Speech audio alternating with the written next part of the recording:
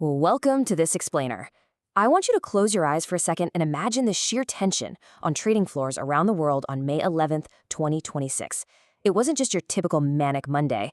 This was the exact day that geopolitical fault lines completely ruptured, sending absolute shockwaves straight into the heart of the financial markets.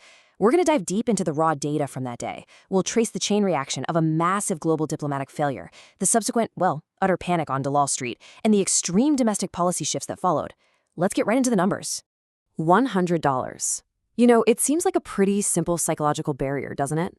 But on this specific day, oil surging past $100 a barrel, that was the spark. That was what ignited the entire market fire. The very second crude oil decisively crossed that threshold, it completely stopped being just a commodity story. It morphed into a full-blown macroeconomic crisis. And the cause and effect? Completely immediate. On one side of the globe, we're looking at a total geopolitical deadlock. The fragile ceasefire negotiations with Iran simply broke down. And on the other side, the Indian rupee hit a fresh, historic closing low. The failure of these global peace talks wasn't just some diplomatic headline they read and forget about. It acted as an immediate tax on emerging markets, literally cratering the currency. Section 1. The global oil shock. The catalyst. So let's walk through this precise chain reaction step by step. Step 1. The U.S.-Iran peace talks officially fail. The data clearly notes this was driven by U.S. President Donald Trump's rejection of Iran's peace plan. Boom. Step 2. That fallout immediately disrupts shipments through the Strait of Hormuz, which, as we know, is one of the world's absolute most critical oil choke points. Step 3. OPEC, right in the middle of all this chaos, decides to maintain a reduced output stance, which inevitably leads us to Step 4. Massive supply worries are sustained, and oil spikes right past that $100 mark. The market was suddenly, frantically pricing in a worst-case scenario. Section 2. D Street under siege, the fallout. Minus 1.49%. The Nifty witnesses absolutely massive intraday movement, erasing almost 200 points in a single session. To really put that into perspective, over 4.3 crore trades were executed in a frantic scramble. It was a sheer volume of panic selling, entirely fueled by an overwhelming wave of global pessimism. But you know what? The starkest contrast wasn't actually the drop itself. As the index was plummeting, the India VIX, which is basically the market's ultimate fear gauge, absolutely surged. It hit an intraday peak of 18.96 before eventually settling and closing at 16.84. This massive spike in volatility, it tells us exactly how incredibly nervous the market was. The bears had just completely tightened their grip.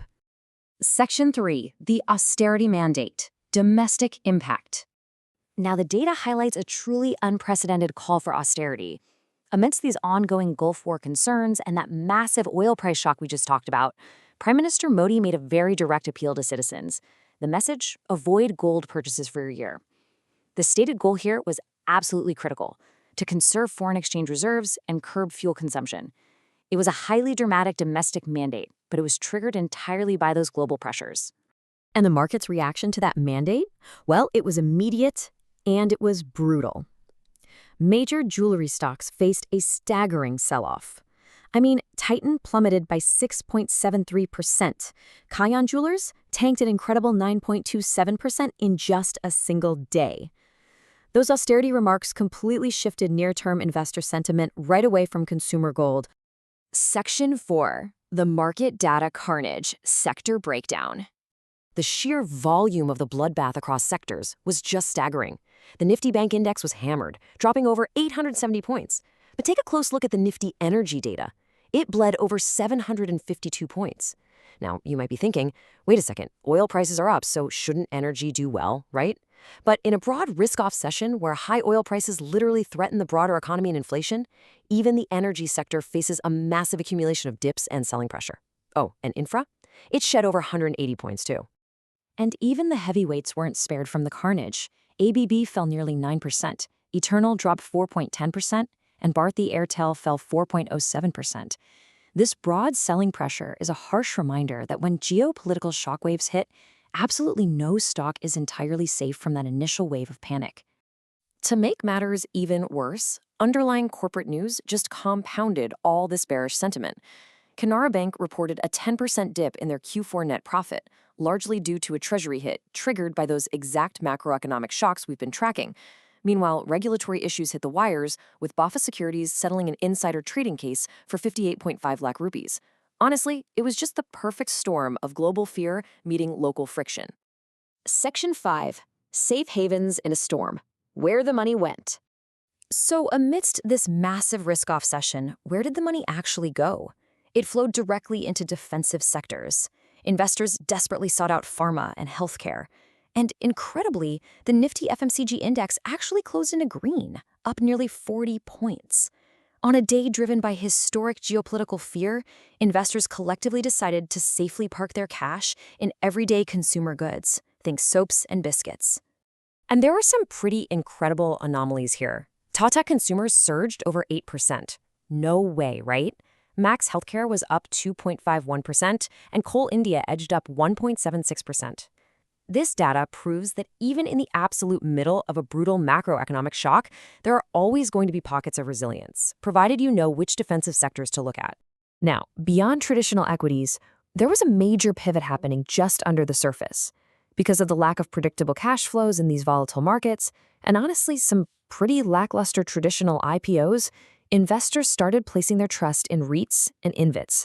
These operational asset trusts offer stable, annuity-like income.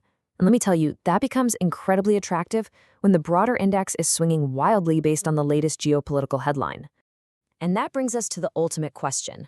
We've seen the data. Oil surging over $100, a record low rupee, a complete geopolitical deadlock, and a massive shift into defensive and annuity-like assets. So, with global tensions continuing to rise and strict austerity measures now officially in place, is the absolute carnage of May 11th just a one-day shock, or are we actually looking at the new normal for D Street? That's the data, and that's the question you really have to ask yourself as you look at your own portfolio. Thank you so much for joining me for this explainer.